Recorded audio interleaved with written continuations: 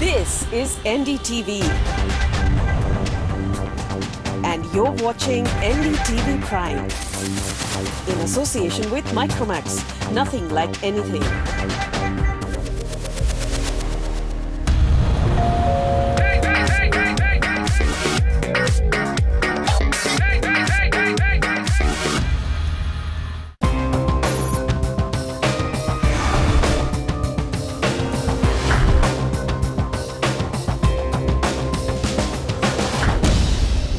Property बाजार में निवेश की सटीक सलाह के साथ पेश है आपका पसंदीदा show property India.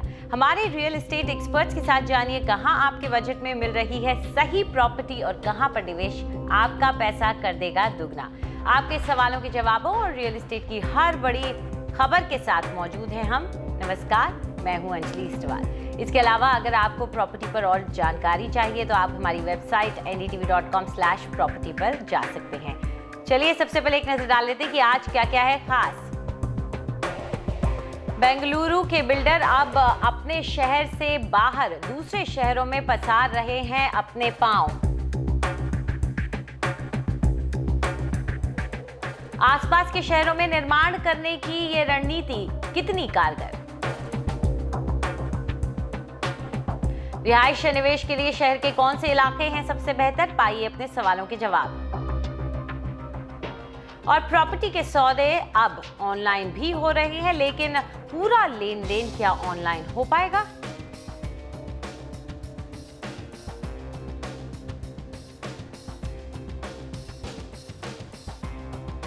Property India में हमने कई बार दिखाया है कि किस तरह से बेंगलुरु की रियल एस्टेट कंपनियां दूसरे शहरों के मुकाबले बेहतर परफॉर्मेंस देते हैं, फिर वो चाहे क्वालिटी के मामले में हो या फिर डिलीवरी के मामले में। और अब बेंगलुरु के डेवलपर दक्षिण भारत के बाजारों से आगे का रुख करने की कोशिश कर रहे हैं। एक नजर डालते हैं क्या है प्लान्स कुछ नामी गिरामी बिल्डर्स के। बेंगलुरु स्थित पुरावांकरा प्रोजेक्ट्स पुणे में 30 एकड़ में 500 करोड़ रुपए में नया हाउसिंग प्रोजेक्ट बना रहा है। इस जेवी के साथ बिल्डर देश के पश्चिमी बाजार में अपने पांव जमा रहा है और ये तो बस शुरुआत है। पुरावांकरा दूसरे शहरों में भी अपनी मौजूदगी दर्ज कराने का इरादा रखता है। हमारे बेंगलोर, चेन्नई, कोयम्बटूर, मैंगलोर, कोचीन और हैदराबाद में प्रोजेक्ट्स हैं और एक कमर्शियल प्रोजेक्ट है। इसके अलावा हम हैदराबाद में अपने प्रोविडेंट ब्रांड के तहत एक रिहायशी प्रोजेक्ट लॉन्च कर रहे हैं। दक्षिण के इन अहम बाजारों में मांग लगातार बरकरार रही है और नए लॉन्च हुए प्रोजेक्ट काफी पसंद किए गए हैं। इसलिए इन शहरों में हम मौकों का फायदा उठाने की कोशिश करेंगे। बात सिर्फ एक बिल्डर की नहीं है। हैदराबाद हो, कोची या मैंगलोर, अगर जल्द ही आपको इन शहरों में बेंगलुरु के नामी बिल्डरों के प्रोजेक्ट्स दिखे तो हैरानी की बात नहीं। प्रेस्टीज, पुरावांकरा और सलरपुरिया जैसे बिल्डरों ने बेंगलुरु के फलते फूलते बाजार के भरोसे अब दूसरे शहरों पर नजरें जमा ली हैं। Coupled with the growth that we are still seeing in Bangalore and Bengaluru में होने वाली बढ़त और इन शहरों में मौजूदगी, इन दोनों चीजों से हमारे व्यापार को बहुत फायदा होगा। I think these other cities should be major contributors to our business going forward. जानकार मानते हैं कि माकूल वक्त का फायदा उठाने का बेंगलुरु के डेवलपर्स का ये फैसला सही है। बेंगलुरु के रियल एस्टेट बाजार में बिक्री अच्छी रही और दूसरे शहरों से कहीं बेहतर। मसलन बेंगलुरु में तीसरी तिमाही में नए लॉन्च तो घटकर 27% हो गए हैं, लेकिन देश भर में ये घटकर 21% तक पहुंच गए हैं। शहर के डेवलपर यहाँ से होने वाले मुनाफे से अपने कारोबार को बढ़ा रहे हैं। If you look at contributions, major contributions for us in terms of projects and sales. फिलहाल हमारी ज्यादातर बिक्री बेंगलोर से हो रही है, लेकिन दूसरे शहरों में जाने की हमारी रणनीति है। बेंगलोर साल दर साल के हिसाब से कम 25% बढ़ सकता है, क्योंकि हमारे 3 करोड़ वर्ग फुट से ज्यादा लॉन्चेस होने वाले हैं और दूसरे शहरों में हमारी बढ़त शायद बेंगलोर से भी ज्यादा तेजी से हो। And there are other cities where we have based on the business strategy which would grow probably faster than the Bangalore. For example, Hyderabad. Bengaluru के बिल्डरों के निशाने पर टियर 2 और 3 के शहर हैं। प्रेस्टीज ने मुंबई और पुणे में किफायती मकान लॉन्च किए हैं। सलरपुरिया कोयम्बटूर में नया प्रोजेक्ट लाने के बारे में विचार कर रहा है। तो VBHC मध्य प्रदेश, राजस्थान और उत्तर प्रदेश का जायजा ले रहा है, जबकि शोभा डेवलपर्स ने पुणे में 1 करोड़ से कम लागत का अपार्टमेंट कॉम्प्लेक्स शुरू किया है। साथ ही पूर्वांकरा हैदराबाद में अपने प्रोविडेंट ब्रांड लाने की तैयारी में है। नए शहरों में जहां मौजूद नहीं है वहां एहतियात बरत रहे हैं। वहां में जॉइंट डेवलपमेंट मॉडल ज्यादा रास आ रहा है।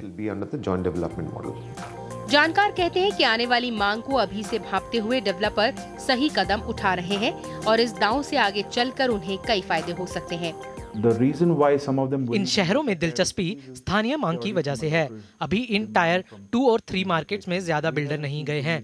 दक्षिण में बस केरल में बहुत बढ़त हुई है और डेवलपर्स जिन्हें टियर 2 मार्केट्स में जाना चाहिए वो अभी तक वहां नहीं पहुंचे हैं। तो क्या इंडिया के अगले बड़े बिल्डर्स गार्डन सिटी से निकलेंगे? इसके लिए इंतजार करना होगा। बेंगलुरु से लक्ष्मी शिवदास, NDTV। इस पूरे मुद्दे पर चर्चा करने के लिए हमारे साथ मौजूद हैं Manish Gupta, director Bangalore Colliers international के, और साथ ही हैं JC शर्मा जो कि वाइस चेयरमैन एंड MD हैं शोभा डेवलपर्स लिमिटेड हैं, और साथ ही वाइस प्रेसिडेंट भी हैं क्रेडाई बेंगलुरु के। आप दोनों का शुक्रिया हमारे साथ जुड़ने के लिए। तो शुरुआत आपसे करते हैं शर्मा साहब। शोभा एक जाना पहचाना नाम है और काफ़ी रेप्यूटेड होने के साथ साथ अब हम जब सुन रहे हैं कि सारे रेप्यूटेड बिल्डर्स बेंगलुरु के अब दूसरे मार्केट्स की तरफ देख रहे हैं, तो आपसे ये जानना चाहेंगे कि आखिर इस वक्त क्यों?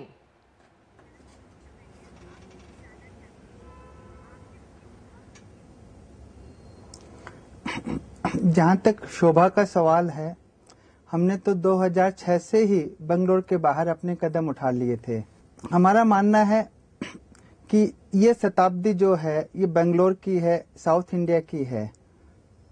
हमारा ये भी मानना है कि जिस तरीके से बेंगलोर के डेवलपर्स ने रेस्पॉन्सिबली पिछले 2 डिकेड्स के अंदर में अपनी जिम्मेदारी निभाई है और जिस तरह से जो बेंगलोर की ग्रोथ हुई है उसमें एक अच्छे घर अच्छी कीमत के अंदर में समय पे देने का जो प्रयास किया है, उस वजह से उनमें एक विश्वास जगा है कि आज वो जो चीज बेंगलोर में दे रहे हैं और जो गैप उन्हें क्रेडिबिलिटी का बेंगलोर के बाहर वाले डेवलपर्स में दिखाई दे रहा है, उसका लाभ उठाने के लिए वो उन्होंने जो निर्णय लिया है कि बेंगलोर से बाहर पहले साउथ की सिटीज में और फिर कुछ वेस्ट या कुछ नॉर्थ की सिटीज में जाएं। यह उनके लिए जो एक सराहनीय कदम है और इससे हिंदुस्तान के जो कस्टमर्स को अच्छे घर अच्छी कीमत के अंदर में सही समय पे मिल पाएंगे, ऐसा हमारा विश्वास है। मनीष, आपको क्या लगता है, क्या बेंगलुरु में तो हमने जाहिर तौर पे प्रॉपर्टी बाजार का जो हाल रहा वो उतना वैसा नहीं रहा जो हमने नॉर्थ में देखा, तो आपसे ये जानना चाहेंगे क्या इस वक्त बेंगलुरु के डेवलपर्स के लिए नॉर्थ का रुख करना एक अगर व्यापार के हिसाब से, बिजनेस के हिसाब से देखें तो कोई एक अच्छा डिसीजन है? बेशक अच्छा डिसीजन है और मेरे ख्याल से एक अनिवार्य डिसीजन भी है। 2 पहलू हैं इसमें। पहला, जहां तक कस्टमर या ग्राहक का सवाल है, वो बेनिफिट होगा इंक्रीज्ड कंपटीशन से, इसमें कोई 2 राय नहीं है। दूसरा, with increased competition I think all the developers, जितने भी डेवलपर्स हैं उनको उतना ज्यादा मेहनत करनी पड़ेगी एक दूसरे से आगे बढ़ने के लिए। इसके अलावा एक आई थिंक ये प्रूडेंट बिजनेस प्रैक्टिस है कि आप बिजनेस को डाइवर्सिफाई करें और एक ज्योग्राफिकल या किसी उससे दायरे से सीमित ना रखें। खुदा ना खास्ता all eggs in one basket वाली बात ना हो। तो स्ट्रेटेजिक पॉइंट ऑफ व्यू से मेरा ये मानना है कि अच्छा डिसीजन है in terms of business longevity as well as diversification.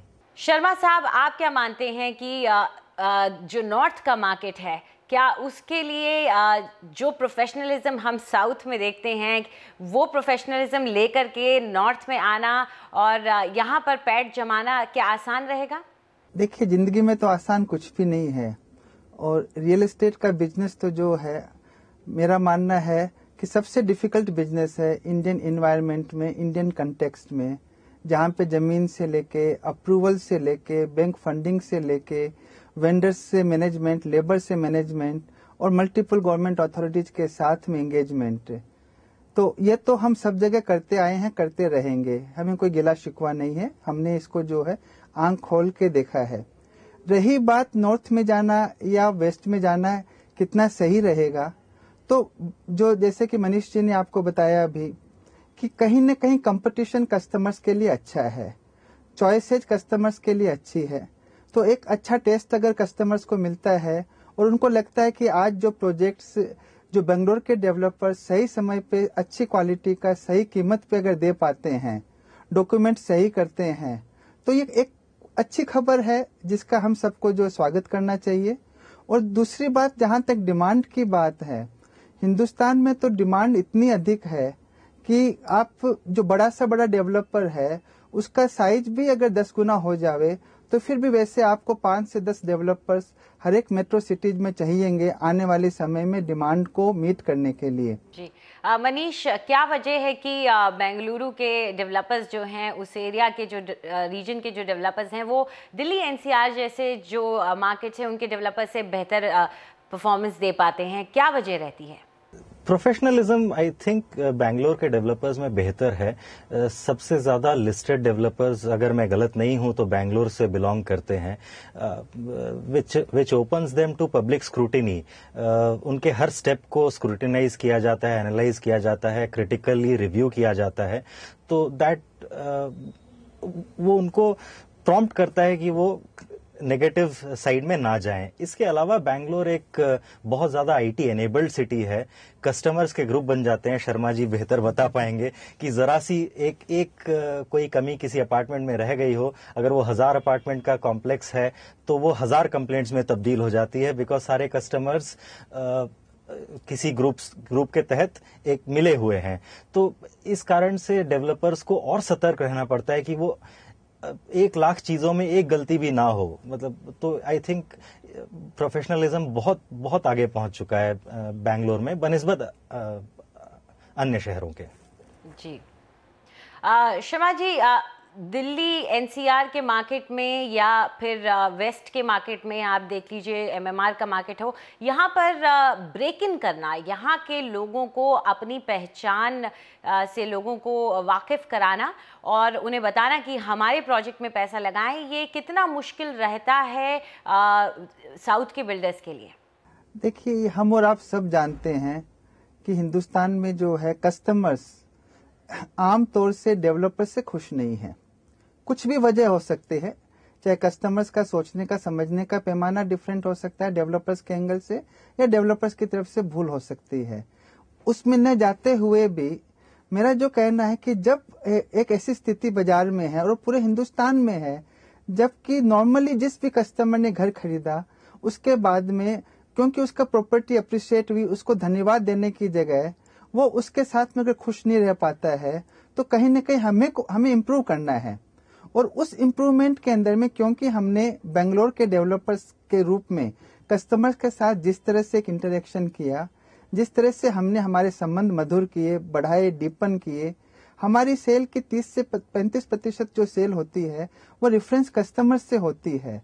तो हमने देखा कि ऐसे कंटेक्स्ट के अंदर में आप हिंदुस्तान के किसी भी जगह में जाएंगे, अगर वहां पर डिमांड है तो हमारी जैसी ब्रांड को अच्छे लोग अप्रिशिएट करेंगे, समझेंगे और हमें एक स्पेस मिलेगा जो कि इतना महत्वपूर्ण भी नहीं है उस मार्केट के लिए कि कंपटीशन चिंता करे, और साथ में हमारे लिए इतना रिलेवेंट भी है कि हम ग्रोथ हासिल कर सके।